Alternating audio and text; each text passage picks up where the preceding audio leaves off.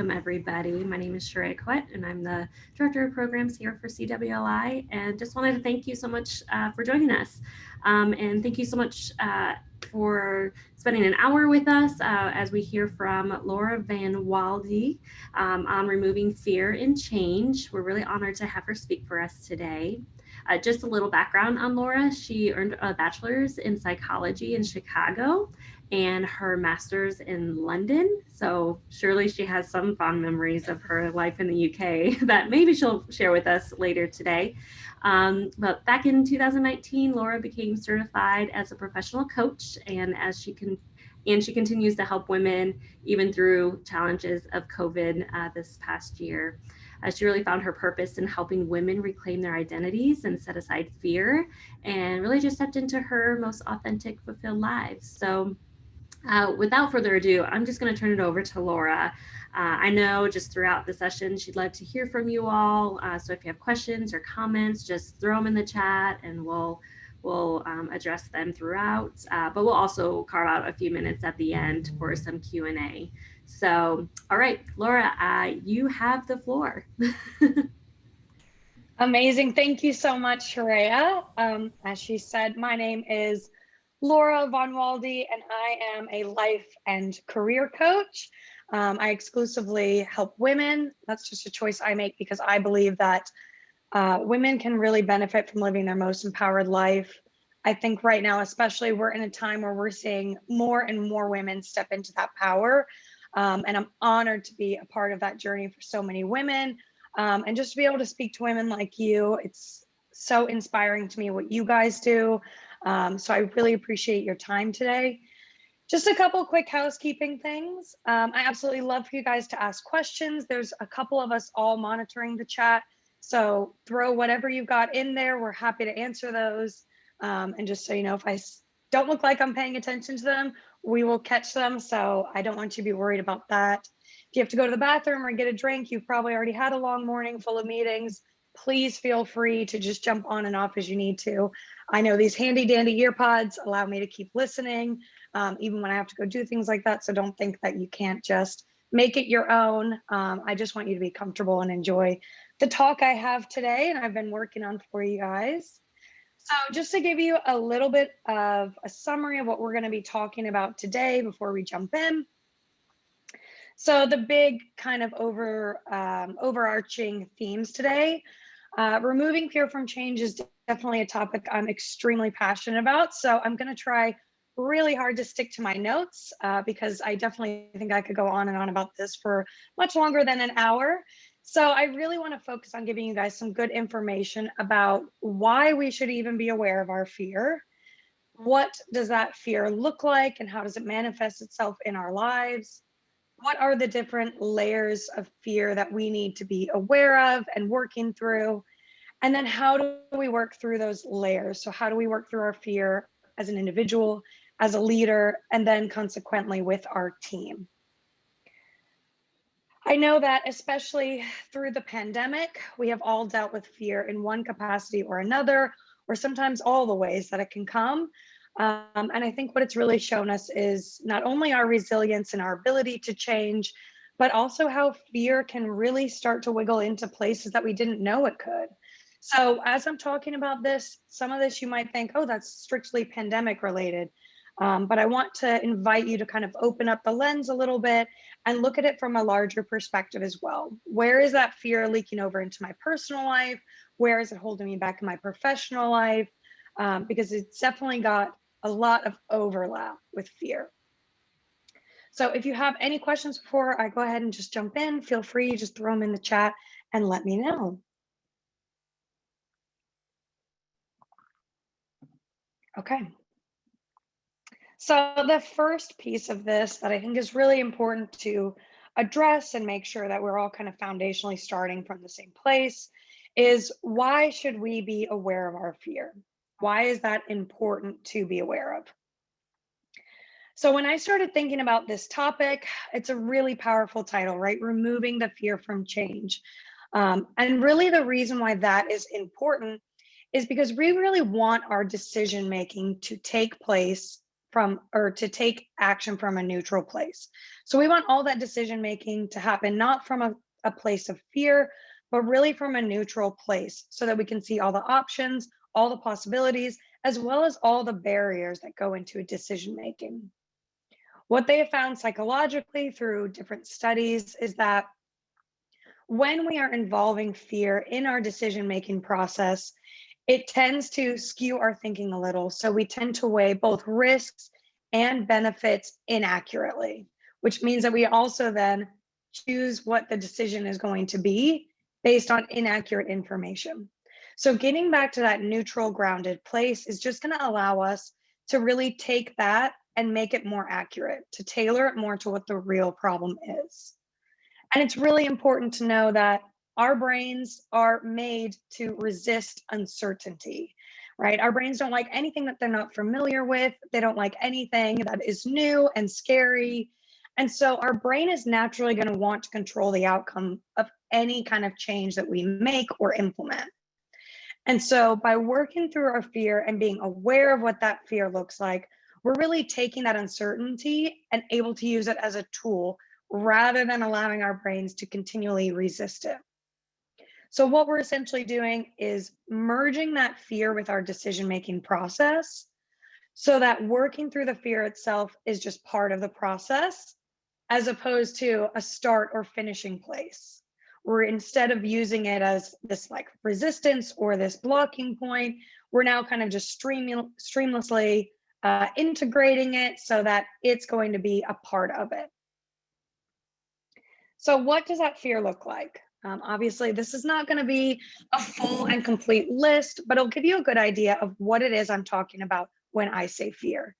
A lot of my clients, when I start working with them on their fears, I think the natural inclination is definitely to think of like a scared baby in a corner crying. And that's not really what we're talking about when we say fear, when I'm talking about what fear actually looks like. So these are the big four that I have come across. I've dealt with them personally, I've dealt with them with clients, and I see these patterns repeated over and over. So some of these might ring true to you, others may not, and that's totally fine. The first one is inaction. So getting stuck or having a loss of motivation, right? Think about any time you've had a dream and you kind of just never get the ball rolling. So that's what we're talking about of inaction. And that typically tends to be a fear of failure, right? If you don't start something, you can't fail at something. The second one that I see is control. So this looks like perfectionism or maybe even over managing people. So it's really fear of the uncertain. Again, that brain's natural inclination to control what the outcome is going to be. The next one that I see, and probably the one I've gotten stuck in the most for myself, is overaction. So that never ending to-do list of tasks, of things that have to get done, of things only you can do. And it kind of just spirals out of control where you find you're never actually making progress. You're just checking things off a list, right? So that tends to be a fear of success, right? How am I going to balance this? I'd almost rather not even know. If I can't finish these tasks, then how am I ever going to be? Sorry, I hear my dog barking in the background. She's very enthusiastic about this as well, so don't mind her. So that tends to be a fear of success, right? And the fourth one that I see all the time, especially with women, though I see men do this as well, is people pleasing. So that constant flip-flopping, you're not really sticking to one decision or another, or maybe you're constantly changing the decision. And that tends to be a fear of judgment. So other people's opinions kind of getting in your way of what you think and feel is the next right decision. So when I talk about fear, those are the actual things that I'm talking about. This is what it looks like. This is tangibly what we go through day to day. So if you hear one of those and you're like, oh yeah, that's me, I totally get stuck in the never ending to-do list like myself, then I completely understand, right? But we're not necessarily always talking about this huge emotional experience or the roller coaster ride that sometimes we're all on, but actual things that are happening in our day-to-day lives, right? Actual things that are getting us stuck and getting us further away from what we really want to occur, from the change that we really want to take place in our lives. So I'd love to know if any of those resonate with you guys, or if you're a to-do list person like myself, I totally get you.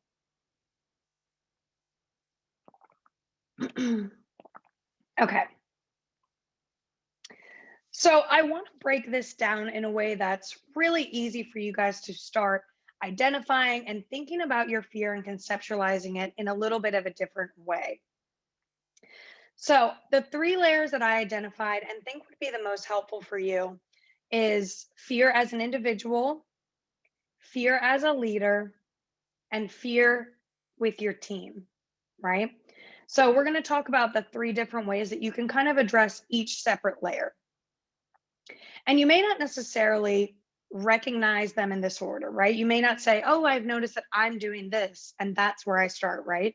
You may really start to notice your team has a lot of fear. I think, especially during the pandemic, that's actually where a lot of it started. Or maybe as a leader, you had to start making some really tough decisions, and that's where the fear started. So don't necessarily think about these three as step by step instructions, but ways that you want to start catching your fear so that you can work through them in that order. So, for example, if you notice your team starts to have some fear, that can be your indication of like, hey, I need to go back and work through this for myself so that I can now be a better leader and a better member of the team for them. Because each of these layers are going to build on top of each other, right? So we want to make sure that the foundation is strong, and you as the individual are always going to be that foundation. But it's just a way to start conceptualizing your fear so that you can have a kind of a little bit of a checklist for yourself where it's like, have I worked through this fully? Is there a layer that I haven't quite addressed yet that I need to kind of keep tackling?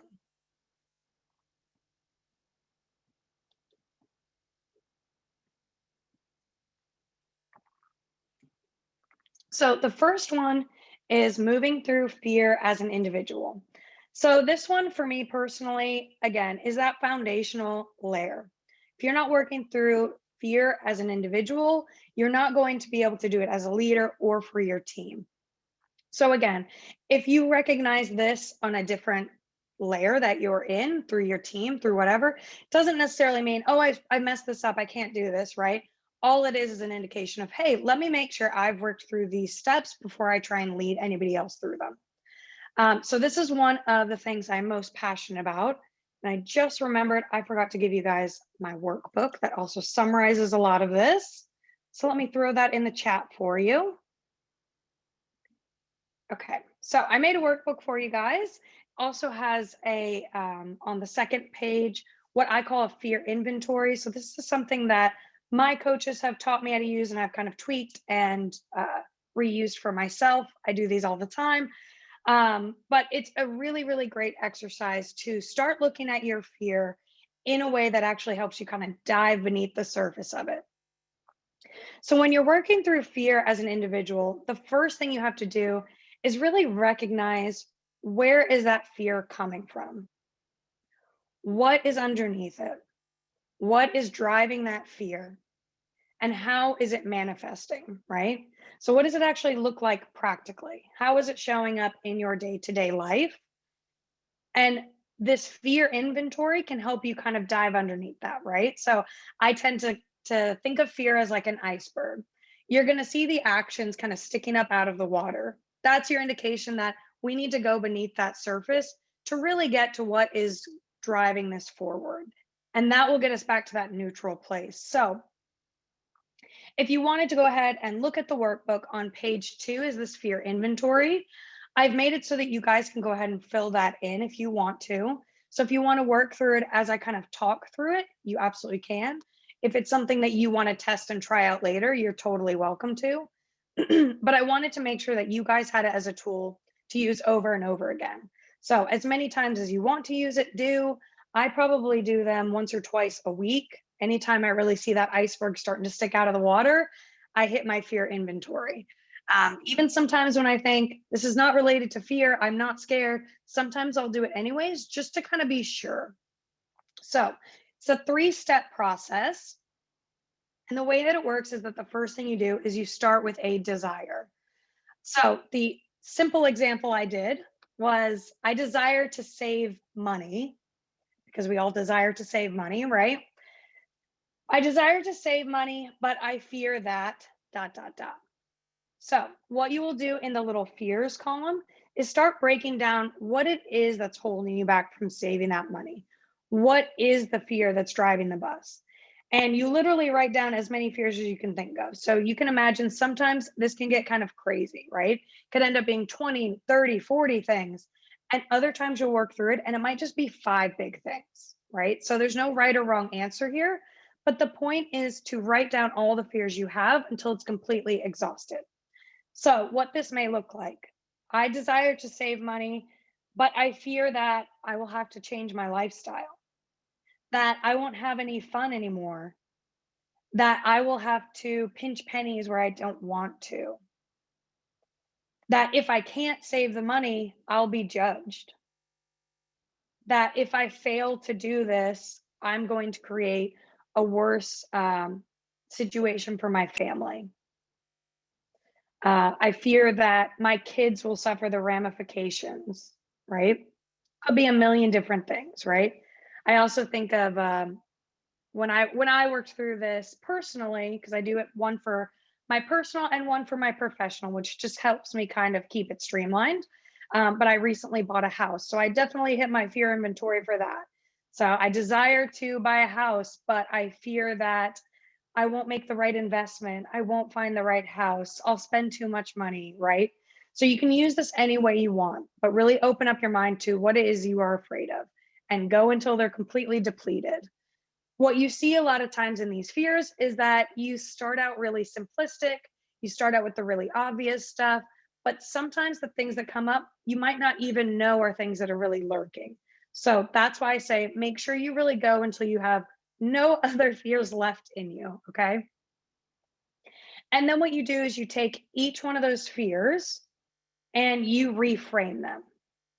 So they don't necessarily have to be these big reframes. I know a lot of coaches specifically like to go for the big, perfect thoughts where it's, I can save money. I believe in myself. I can do this.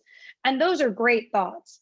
But if we can't get our energy behind them, they're not necessarily the best place to start. So, what this could look like, let's say you wrote, I desire to save money, but I fear that my lifestyle will change, right? Um, a great way to reframe that might be, my life will only change in the ways I choose for it to change. I have control over that change. I will try this change for 30 days and then reassess how I feel about saving in that way. So think about it really simplistically. They don't have to be these huge reframes, but you want to make sure that you're taking your fear and really looking at it from a different perspective. Because what fear is biologically is very adaptive for us, right? It's actually from a fruitful place. So it's not necessarily that we want to eradicate fear completely. What we want to do is start using fear as a tool. So think of your fears as positive things. You're just getting them all out. You're just taking the charge out of them so that they're no longer these huge, big, scary thoughts, but instead we're kind of reshaping those to be the tools that we actually want them to be. And I know that that's a lot, and I love talking about fear inventories. So let me know if you guys have questions about that, because I want to make sure you can use this tool for anything that you want to. And again, I use mine professionally and personally. So don't feel like there's all these rules around it. There's really not. And what this basically does, what you can use it to do is number one, to build yourself up. Number two, again, to reshape this fear into a tool. And then the third thing that it does is reaffirm your self-trust. What fear typically does is put a big barrier between what it is we want to accomplish and how we can trust ourselves to accomplish it. So, one of the big key factors is making sure that you continually feel that you have the power within yourself to do it. And that sounds really cheesy, but I've seen it again and again where that self trust wobbles. And that's where we start to really build up more and more fear and more stories around why our fear is true. So don't forget that your fears may be valid, but they also might not be. And that's where this fear inventory can be really useful. You can easily look at it and say, which of these fears are true and which ones are ones that are really just feeling true, but they're not, right? I've seen that a lot with my clients, especially ones that are working on relationship issues. I see ones where their fears are that they might not be loved or supported. And oftentimes that's not really true, but it feels emotionally very true, right? So if you can use those thoughts to start reshaping into the thoughts you want them to be, that's going to start building up that self-trust muscle again.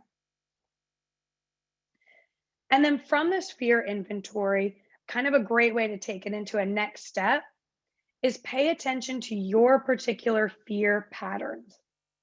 What do I mean when I say that? We all have a natural tendency to repeat the same fears over and over and over again. So what you'll see as you do more and more of these fear inventories is that you'll have less and less fears on the list, right? At least that's how it's supposed to go. As you start reframing the fears, the list of fears that come up for you will start to get shorter, but they will also start to get more consistent. So you might start to see that for you in particular, one or two fears come up for every change you're trying to make, for every desire you're working through. You might see the same ones over and over and over again. That's totally fine. That's totally normal. It just shows you that, hey, every time I go through a shift, this thought is going to be present. And I just have to be aware of that so that I can reshape it every time. So I just want to put that out there. If you are showing that you have the same ones popping up again and again, that's a great thing, actually. What that does is show you exactly where you can use this tool to constantly reshape this thought. And again, let me know if you have questions because I love the fear inventory.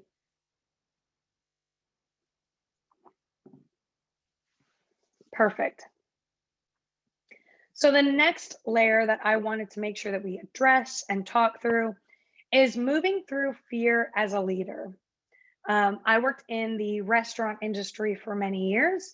So one thing I know for sure is that as managers, as supervisors, as leaders, even just as a member of the team, but you're a leader in the community, in your personal life, your energy impacts your team.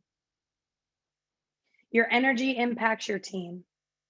You are going to set the tone of changes and change that you want to implement. So if your energy is not in the right place, if your headspace is not correct, then that is going to start leaking over into your team. So what can we do to start reshaping this so that we're giving our team the energy that they need? One thing that I really recommend is having a routine. And some people refer to this as self-care. Some people prefer to think of it as energetic boundaries. So however this works for you, I want you to start thinking about what is my routine that gives me the energy to go to work every day. When I go in and I have a great day at work, when I am just super present, or even when I don't go to work, right? When I'm in my household and I'm getting stuff done and I feel the most myself and excited and awake, what does that energy look like? What did my day consist of? What lent itself to that energy? Maybe it's just getting a good night's sleep. Maybe it's having a quiet cup of coffee in the morning. For other people, it's journaling or meditation or working out. But what I have found over and over again is that most women already have these things present, but they don't stop and pay attention to it. So, what I don't want you to do is go out and say, I need to build a whole new routine. I need to figure this all out. Don't worry. I would bet that the routine is already lurking in your day to day life. So, don't rebuild the wheel. What I want you to do is just start paying attention to the best days that you have. And then at the end of that day, walk yourself back through it. What did this day have in it that Monday didn't have? Why did I feel so energized today and not the other day? So don't worry, I'm not going to tell you to make a whole self-care routine and get into the bubble bath and do massages every day. Although if that's part of your routine, go for that too, because I love it. But I just want you to think about what's already there that I could just start implementing more frequently. that will allow my energy to be in the right place more consistently. For me, it's definitely journaling. Any day I journal, my energy is different. I feel more myself, awake, alert, especially if I particularly go through a fear inventory. I find that my energy is just more present, more neutral. I'm able to give to people more. So think about it in that way. It could be a really big piece of routine. It could be something super small that you could just implement for 10 minutes a day that will start to get you on a more consistent energy level. And I did see somebody here that anybody asked, or that Hope asked for some more tips on reframing. So some more examples. I'm happy to give those. In fact, what I'll do is just pull up my fear inventory, because I always think, for me personally, the ones that resonate with me most are the ones that came from real fear inventories. So when my coaches give me some from theirs, I just find it resonates a lot better. So let me pull up my one from the other day. And what I would say too is that reframing is not something you're going to be good or bad at. It just takes time to figure out what the thoughts are that are going to resonate with you. So this is actually a fear inventory that I did around giving this talk, right? Super normal to be nervous about giving a talk. So the way that I process that is quick, just do a fear inventory and start reframing those thoughts, right? So as you can see, this is something I both preach and practice 100%. So I'll just go ahead and read to you guys what my fears were. Don't take any of these personally. I'm super excited to be here, but again, super normal to be nervous. So just a great way to start reframing those thoughts. So I desire to do well at my speech, but I fear that no one will show up, that I won't say things correctly, that people won't like or connect with what I have to say. Yeah, and then some other more silly ones, but those are kind of the easiest ones to pull from and get a good reframe on. So that no one will show up.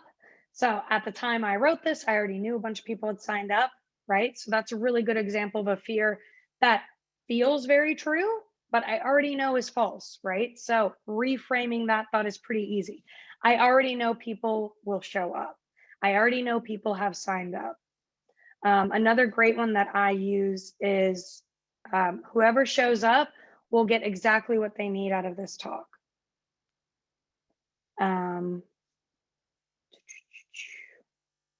I always provide value even when I am unsure of what I am going to say, right?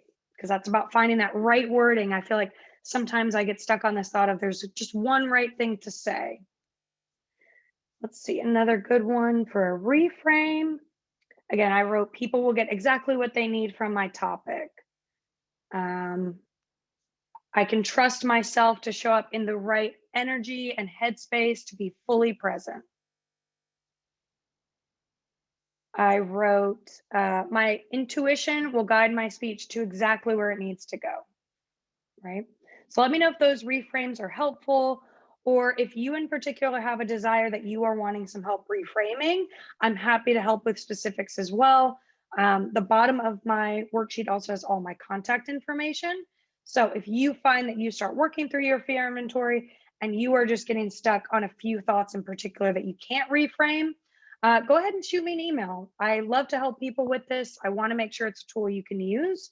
So if you're getting stuck again and again, don't feel like you can't reach out for help, because that's what I'm here for. So just know that you can shoot me an email, or you can add me on Facebook, whatever makes you most comfortable. Or if anybody wants to share one here that we can work through, that's great too. Okay, any questions on working through fear as a leader, finding those little pieces of your routine that'll help that energy to stay in the right place? Is that clear as mud, or? Okay, perfect. So the last layer that I want to make sure is helpful for you guys is working through your fear with a team. I know a lot of you have teams that you're responsible for or work with directly. So I want to be sure that we are really addressing how to not just move yourself through this fear, but how to make a whole team be able to move through this fear together collectively. And what I think is really helpful for this is to actually build a process for your team where they are part of the outcome. Now, that might be super hard or easy depending on how your job is set up. I'm totally aware of that. But there is a way to lead people through fear as a member and as the leader of a team. Whether or not you're able to fully implement this process the way you want to, it can even just be a communication process that you set up. So think about it in that way. It doesn't necessarily have to be this new system that you then have to go pitch to your boss and all of this. Even in the way in which you are communicating with your team, you could implement this process in that way too. So a couple of really quick things about this process is, remember that even though you as an individual may have already worked through these fears, your team may not have these same tools and resources. So they may not have worked through their own fear yet. And that's not necessarily your job to help them with, right? Your job to help them is allow your space to be a place where they could talk about those fears if they want to. But remember that we're not here to force anybody to dive into their fears. We're not here to make people talk about things that they're uncomfortable with. Especially as a leader of a team, people have different boundaries with leaders than they do necessarily with themselves or with their own support systems. So your job is to just be another space for them if they desire it. So one of the things you can do for your team is to be super transparent. Especially in the pandemic, nobody knew what they were going to do. That's just reality. Nobody knew what was going to happen. Everybody thought this would be 1 week and then we'd go back to real life. Nobody could have guessed what was going to be laid out in front of us. And I would say the leaders who were really transparent about that are the ones that created the most open space for their team. So the ones that said to them, hey guys, look, we don't actually know what's going to happen. These are the steps we've got to take right now. And we will keep you updated every part of the way. We want you here. We want you involved. We just don't know what that looks like right now. I think we saw a lot of leaders kind of shut down that line of communication. And what we found was that actually bred more fear into the teams, and it actually made it harder to break down. So just keep in mind, you can be as transparent as you want to, as you need to, as you're allowed to be, but be transparent with them. The second step is to listen. This is, again, another step that I think a lot of people overlook or don't necessarily give the importance to that it's actually designed to have. Listening to people and listening to members of your team is a vital part of changing that fear dynamic. So listen to what they have to say, and not just listen to their thoughts and their feelings, but also keep in mind that a lot of team members have really good ideas and really good solutions. So you want to create an environment where listening is a part of the process. And then the third step is to make really clear decisions. Make really clear decisions, right? So again, during the pandemic, nobody really knew what was going to happen. There was a lot of waffling with the decision making. But the ones that were the most successful, the ones that I felt like worked through their fear in the best way for their team, were really, really clear about their decisions. And not necessarily in a false way, right? So when I say make a clear decision, I don't necessarily mean they said, this is how it's going to be and this is what we're going to do. But what I'm saying is they were like, this is the decision we're going with for now. This is what we have to do for right now. And when you make that decision, set a time frame with it. So what I really suggest for people to do now that we're not in pandemic times is to set a 90-day time frame. So let's say you're going to implement a new sales process, or you're going to tweak the way your company onboards clients, right? Anything like that. You're going to say, this is the decision we've gone with. This is how we're going to accomplish it. And we are going to implement this for 90 days. In that 90-day time frame, we're going to get input from you guys about how it's working. We're going to listen to ideas that you have around what changes could still be made, what things are not working, where we could still improve. This could even be something as simple as like if we need to update our worksheets that go with it, anything like that, right? We are going to do this for 90 days. And then we are going to make a decision about whether continue it for another 90 days or make changes to it. Right? So make a clear decision and set a clear time frame. And then where you can, get their input on that change. How's it working? What does it look like for you as the person going out and implementing that change? How is it affecting your day-to-day? How is it affecting your workload? What do all those things look like for you? And then offer extra support and check-ins, right? So this could look like simple emails. You can automate emails to go out once a week. Hey, I'm going to check in with you once a week, and I want to know how these things are going. These could look like just stopping by their desk. Hey, how's it been going? I know you don't have a lot of time, but I'd love to chat with you and pick your brain about how this change is affecting you. You could even take this so far as to maybe an opportunity to talk to them about their personal lives as well. Hey, I know we've been talking a lot about business because we've had all these changes come up. How's that been going for you in your day-to-day work? But also, how's it affecting your home life? Are you having to work more hours to make this up? Are you having to miss Scott's T-ball games, right? All those things are things that impact the way we work and impact the way we do things at home. So just keep in mind, this offers extra support and this check-ins. This can be a way to check in with them overall, right? You are a full human and they are a full human. So don't necessarily think that if you're checking in and supporting somebody, there's only one tiny way that you can do that. No, you can do that as a full way, okay? All right, and then I wanted to make sure I left extra time for questions because I know that this is a ton of information, but I want to leave you with this one last thought. And it's really the thought that as I worked through this topic and really dove into my own parts of fear that have held me back, this thought just kept kind of resonating with me over and over. So I wanted to make sure I gave it to you guys as well. But our job is not to eradicate fear. It's never going to happen. It's never going to just not be a part of our lives.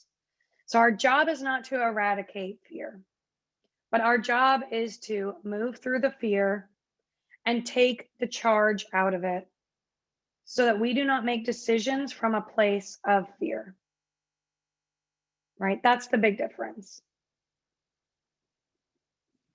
So that is all I have. I would love to know what questions you have, or if you have questions on the workbook, anything that I can help you with. I know your time is very valuable, so I really appreciate everyone taking the time to be here today.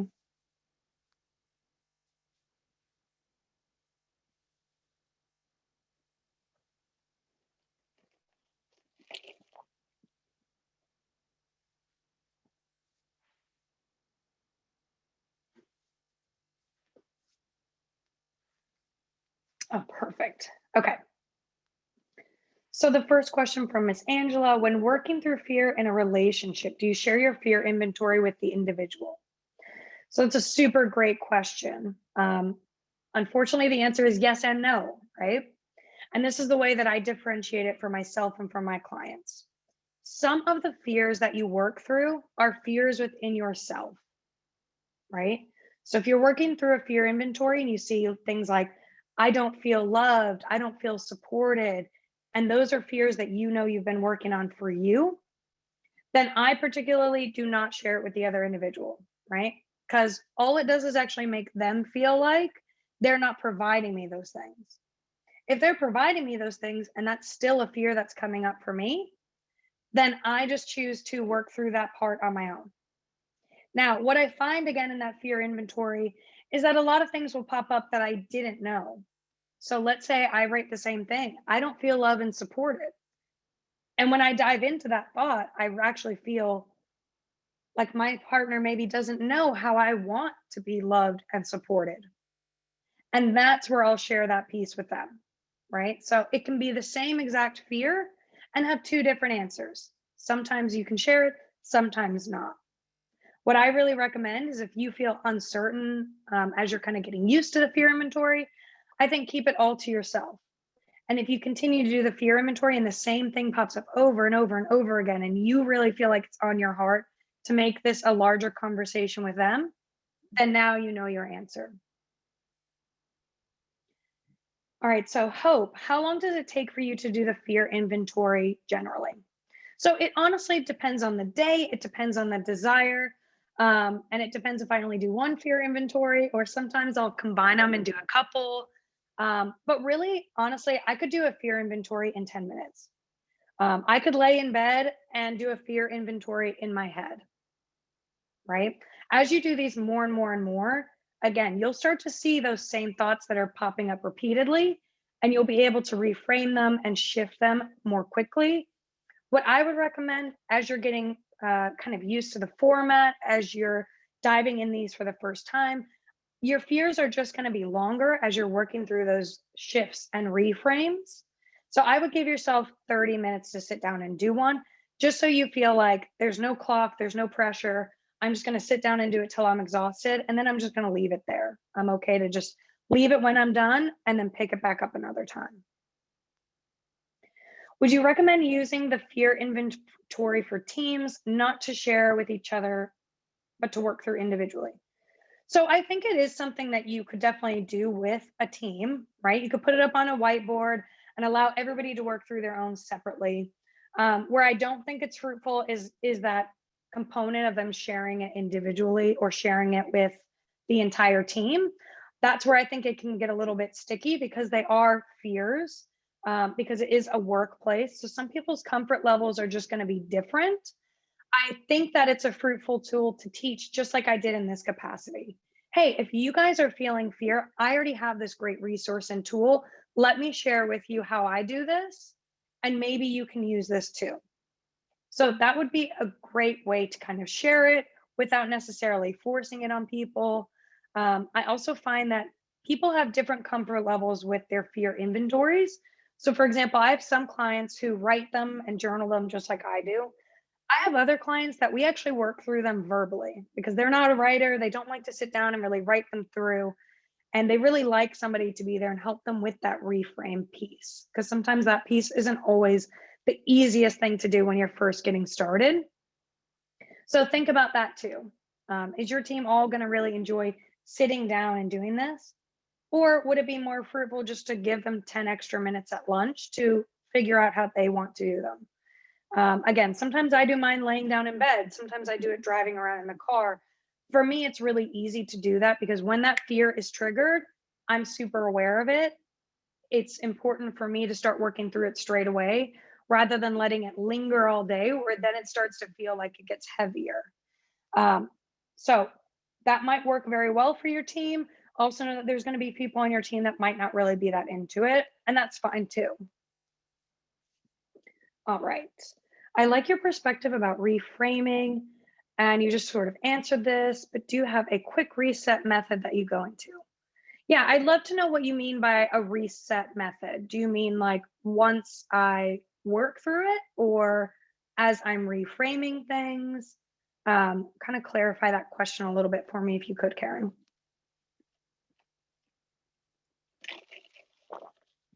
I'm gonna go ahead and talk because my type is like Perfect. this tiny and I can't see it. That's why I keep doing this.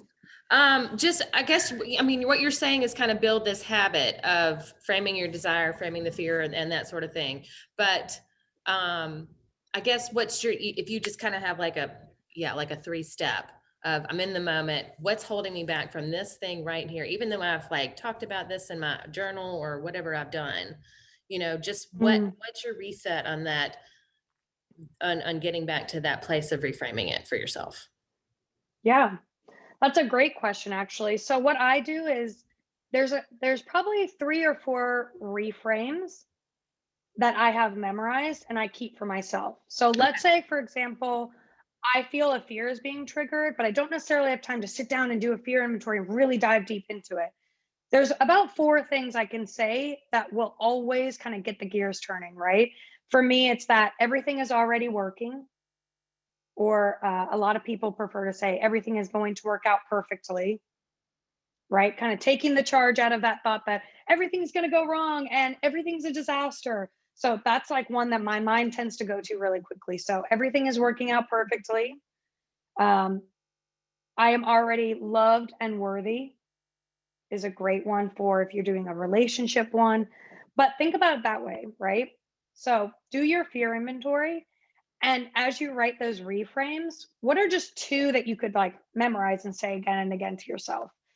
Because that's how I've kind of gotten into the habit so quickly, because those fears are going to pop up over and over again. So what reframes could you then use over and over again? So that's a great way to conceptualize it there. All right, another question here.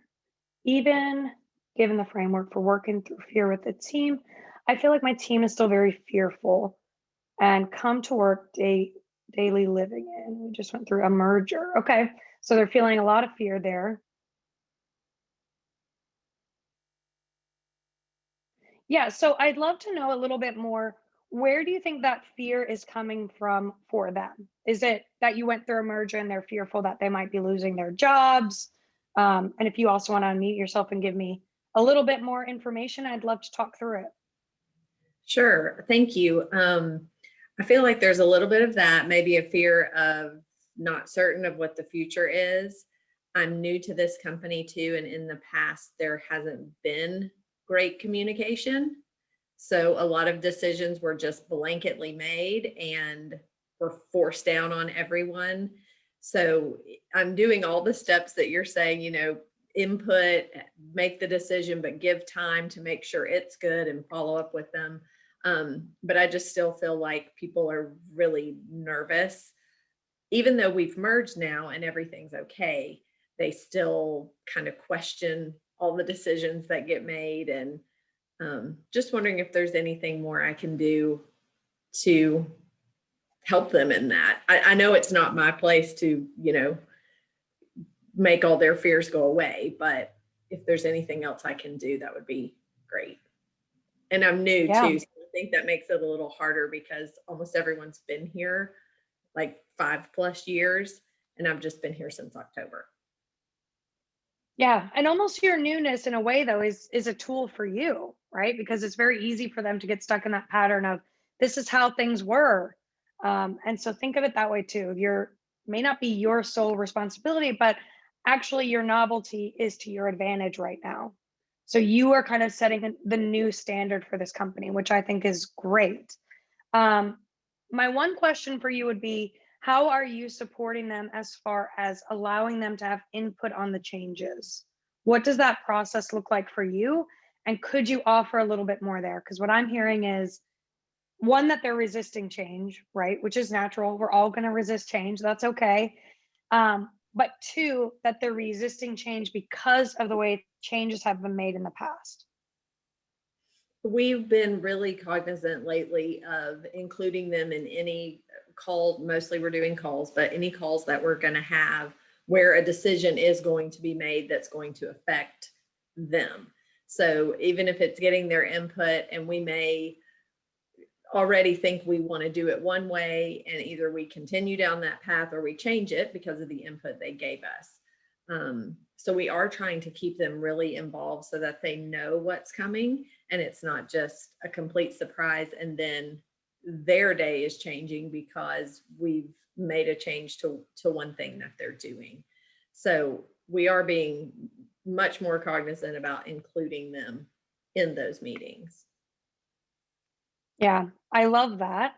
My challenge to you would be, after the decision is made, go back and keep asking them. Okay.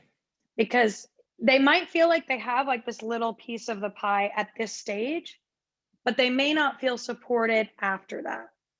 So I think it would be a great opportunity for you to keep following up. Okay. Even after the decision is made, even after you've been super clear, even if you know that the process is not going to change, get their input, see what they're feeling, see if that's a place where you might be able to work through a little bit more of those fears. Okay. And I would say the other thing too, something that I see with fears overall, but something that I'm hearing for your company as well, is that Fears are built over time, right? You're talking about people who've worked at a company for 5 years or more, and they've been kind of conditioned to have this fear ingrained in this process. So also don't expect overnight results. What you're doing is just setting up a system that you can replicate over and over and over again, that over time is going to decrease their fear. That may look like somebody has a breakthrough tomorrow and is more trusting in you or more trusting in the company. That could also mean that some people take 6 months to get used to this or a year to get used to this. But again, you're setting up a system that you can replicate again and again and again, so that it's not this big question mark of what's going to happen. How are they going to implement this? You're kind of taking that guesswork out of it for them and saying, this is the process and this is how we're always going to do it. You always have a say in how these decisions are being made and what that looks like. Okay, thank you. You're welcome. Any other questions? How is everybody feeling? I know fear can be such a heavy topic, whether it's personally or professionally. So I just want to celebrate you guys for having the courage to even sign up for a class like this, because I know it can be like, what is she going to say?